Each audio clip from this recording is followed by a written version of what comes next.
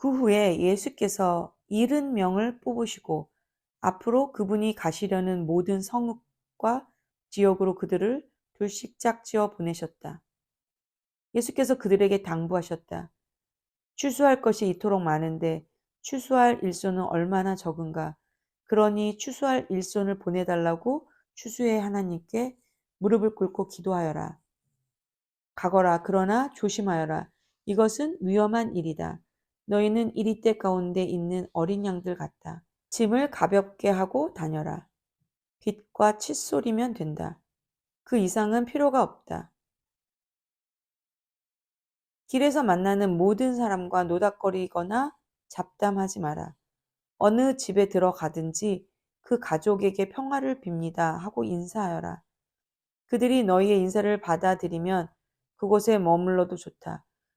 그러나 받아들이지 않거든 인사를 거두고 나오너라. 억지로 하지 마라. 한 집에 머물면서 거기서 주는 음식을 먹어라. 일꾼이 든든한 새끼 식사를 하는 것이 마땅하다. 동네에서 음식 솜씨가 좋은 사람을 찾아서 이 집 저 집 옮겨 다니지 마라.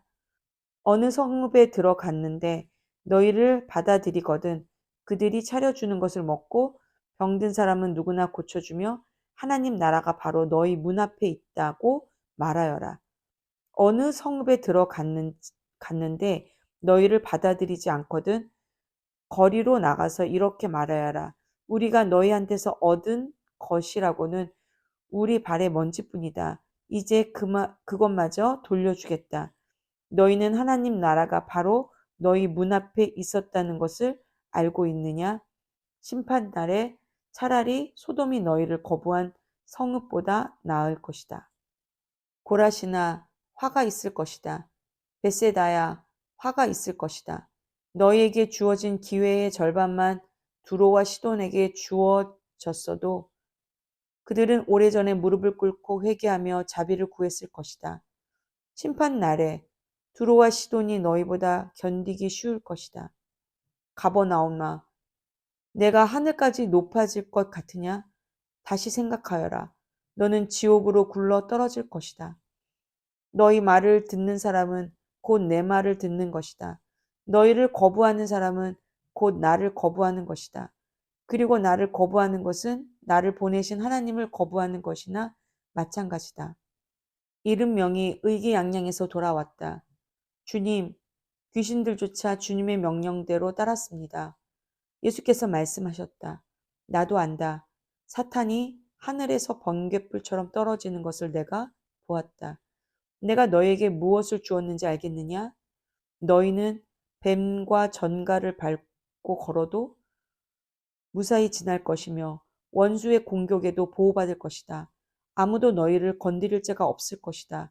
그러나 위대한 승리는 악을 다스리는 너희의 권세에 있지 않고 너희를 다스리시는 하나님의 권세와 너희와 함께 하시는 그분의 임재에 있다.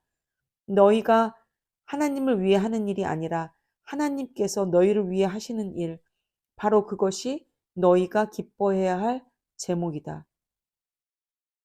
그때에 예수께서 성령으로 한없이 기뻐하셨다.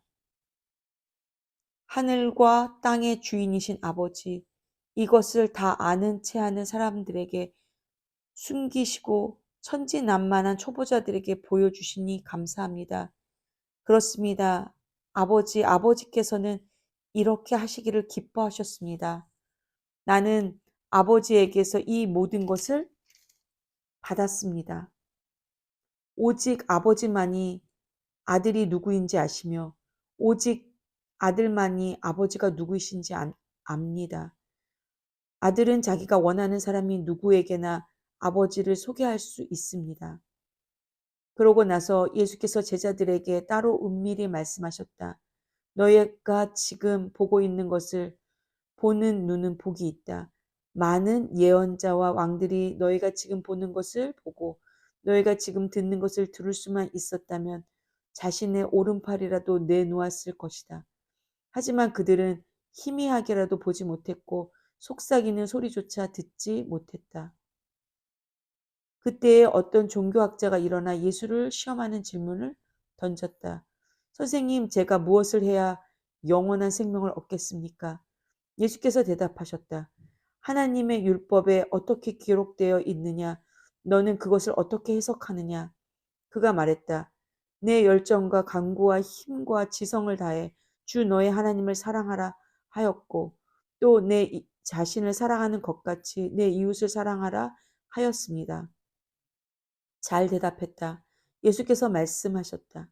그것을 행하여라. 그러면 내가 살 것이다. 그가 빠져나갈 길을 찾으면서 물었다. 그러면 선생님은 이웃을 어떻게 정의하겠습니까? 예수께서 그 대답으로 이야기를 하나 들려주셨다. 어떤 사람이 예루살렘에서 여리고로 가고 있는데 도중에 강도들의 습격을 받았다. 강도들은 그의 옷을 빼앗고 때려 거의 죽게 해놓고는 버려두고 가버렸다. 다행히 제사장이 같은 길로 들어가고 있었다. 그러나 그는 다친 사람을 보고는 방향을 바꿔서 다른 쪽으로 비껴갔다. 이어서 경건한 레위 사람이 나타났다. 그 역시 부상당한 사람을 피해갔다. 그 길을 가던 어떤 사마리아 사람이 그 사람에게 다가왔다. 사마리아 사람은 그 사람의 처지를 보고는 가엾은 마음이 들었다. 그는 상처를 소독하고 붕대를 감아 응급조치를 한 뒤에 그를 자기 나귀에 태워 여관으로 데려가 편히 쉬게 해주었다. 아침에 그는 은화 2개를 꺼내 여관 주인에게 주면서 말했다.